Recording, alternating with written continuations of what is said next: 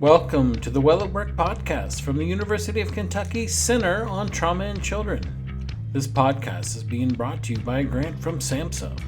On this episode of the podcast, Dr. Leslie Ann Ross from the Secondary Traumatic Stress Innovations and Solutions Center discusses mindful self-compassion. Hello, my name is Dr. Leslie Ann Ross. I'm a psychologist and a member of the Secondary Traumatic Stress Innovations and Solutions Center at the University of Kentucky's Center on Trauma in Children. Today, I would like to demonstrate for you mindful self-compassion. This is a specific strategy that you can use to help manage life stressors, increase your sense of well-being, and improve your confidence in sustaining the quality of your work. We all know that empathy and compassion are critical to providing good care to our patients and our clients. Many providers share stories of how their desire to give back to their community and support others motivated their pursuits into the helping professions in the first place. In fact, some studies show that the experience of success and helpfulness and making a difference bolsters our sense of mastery and confidence as well as well-being. Also helps create a sense of community and connection, which is more elusive during this time of social separation. However, research also suggests that as experiences of secondary traumatic stress or burnout increase, a more positive sense of self may fall away and feelings of fear, anxiety, post-traumatic stress, and depression can take their place. The rewards that stem from providing good care can be shaken when you're unable to perform at your best. Self-doubt and the associated self-criticism can add to this distress. Dr. Kristen Neff, a leader in the field of mindful self-compassion, says that self-esteem is bolstered when we're doing our job well. Studies have shown that these feelings of self-confidence, however, can be contingent on our perception and interpretation of success. So what happens when we fail? What happens if our best efforts feel like they're not enough? During these challenging times, our internal evaluation of self-worth can be shaken, leading to harsh self-talk and self-criticism. This internal dialogue is often completely out of our awareness, and its harmful effects can go unchecked. Dr. Neff's research indicates that this kind of self-criticism can be experienced by the nervous system as perceived threat, and our bodies can respond accordingly, adding to the stress response of the real threat in a trauma-exposed environment.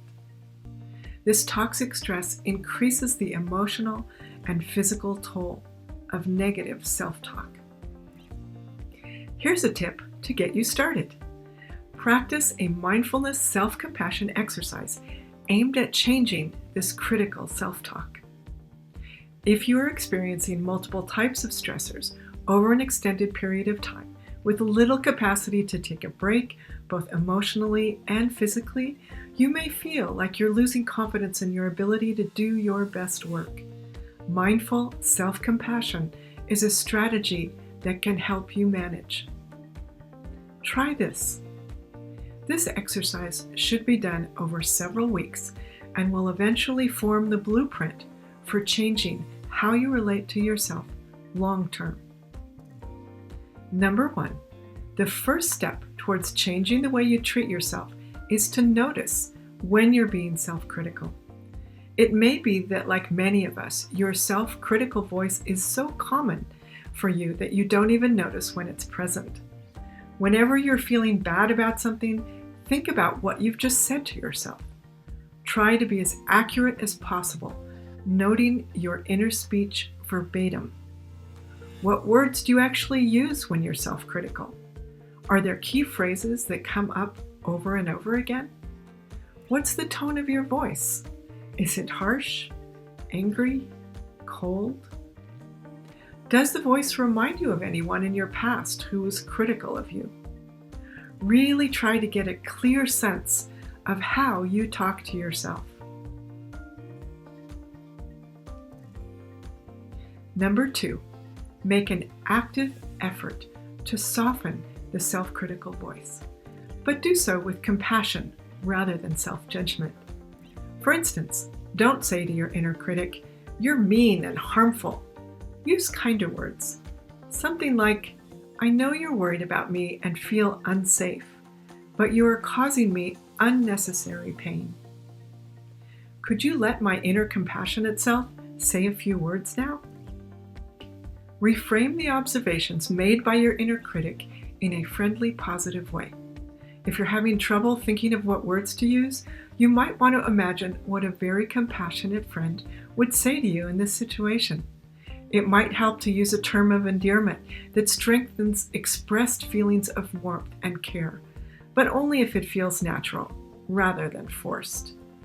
While engaging in this supportive self-talk, you might want to try gently placing your hand on your heart or holding your face tenderly in your hands, as long as no one is looking.